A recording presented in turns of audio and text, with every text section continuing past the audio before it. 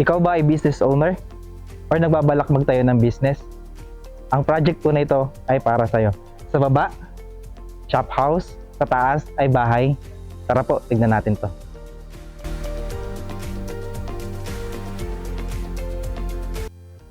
Magandang araw. Ako po si Carlo Felices and welcome po kayo sa aming YouTube channel, Ang Your Homes Cavite. So for today's video, i-feature po namin ang project po ni Breezewood Development, ang Springside Gentry Homes na located po sa Pasong Kawayan 1, General Trias, Cavite.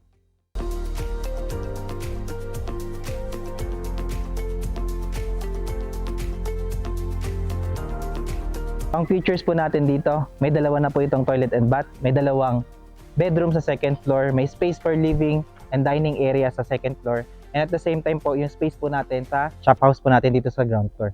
Complete na po ang turnover. Pag turnover sa inyong unit, livable na po siya at pwede nang lipatan. Nakatiles na po ito, fully painted na ang buong bahay at meron na po itong division sa second floor. Ang lot area po natin dito ay 71 square meter at ang ating floor area ay 76 square meter, kaya napakalaki. At the same time, meron na rin po itong parking space dito po sa harapan. So ano pa? Tara, tignan po natin ang bahay. So ngayon po, ang bubungad po sa atin ay ang kanilang parking space dito po sa harapan po ng bahay.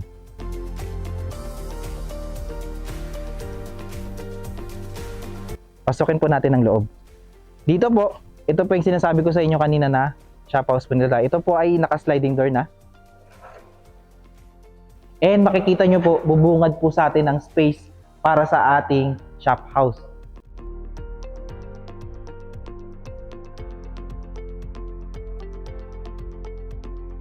Dahil ito po ay 76 square meter, ito po yung pinaka-space nyo sa inyong business.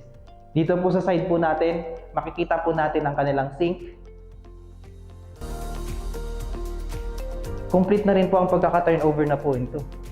Stainless na po ang kanilang sink at the same time po, nakatiles na po ang ating countertop. Nandito na rin po sa side po na ito, ang ating circuit breaker na nakahiwalay na rin po yung lahat po ng patayan ng kuryente sa bawat part po ng ating bahay. Dito po sa side po na to, nandito naman po ang kanilang toilet and bath or powder room po natin.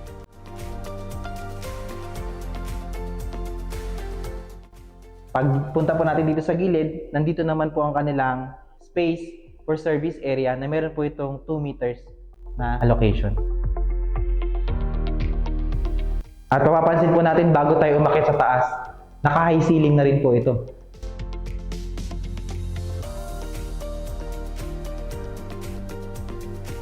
Akitin po natin ang second floor.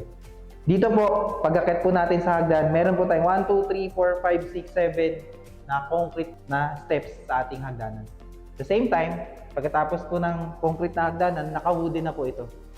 At nakabakal po dito sa gilid. So tara!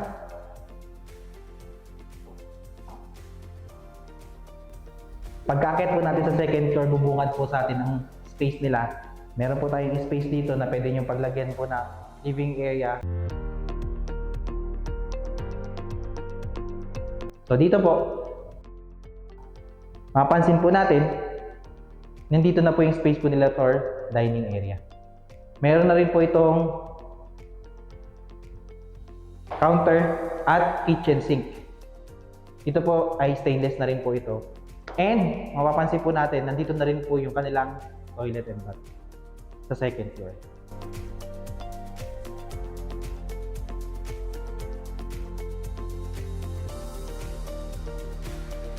So ngayon, ito po ang kanilang first bedroom dito po sa second floor.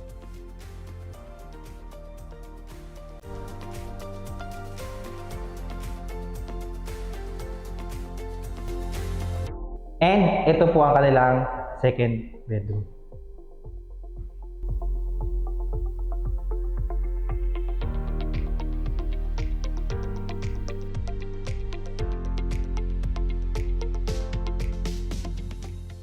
Ngayon, kung ano po ang nakita nyo na feature po ng bahay simula po pagpasok natin, yun po ang turnover nito mismo. So, kompleto na po siya at fully painted, lilipatan na lang. Ngayon, pag-usapan naman po natin ang presyo. Tara. So magkano nga ba po ang presyo ng ating mga shop house dito sa Springside? Ang total contract price po natin dito ay nag-start sa 3,742,508 pesos. Ang ating equity, 748,501. And at the same time, ang reservation fee po natin dito ay 20,000. So ang ating net DP po natin dito, i-minus po yung ating reservation na 20k ay 728,501. And meron po tayong monthly DP na 40,472 for 18 months. Ang ating loanable amount naman po kay Pag-ibig ay 2,994,000 and ang ating magiging monthly amortization kay Pag-ibig naman po ay 26,955. Ang required income naman po natin dito ay nasa 77,000 pesos. At the same time, pwede po ang co-borrower kahit hindi po natin kamag-anak. So ayan, maraming salamat po sa panonood. Kung gusto nyo po na maging updated sa aming mga posting para po sa mga bahay na kagaya nito, please like, share, and subscribe to our YouTube channel and i-click nyo na rin po yung bell button para po maging updated kayo sa aming mga postings. And we are going to feature po yung mga project po na meron tayo dito sa Cavite. For more informations, makikita nyo po yung number namin sa baba or pwede po kayong mag-comment sa baba at mag-message po kami sa inyo. Again, maraming salamat po and magandang araw.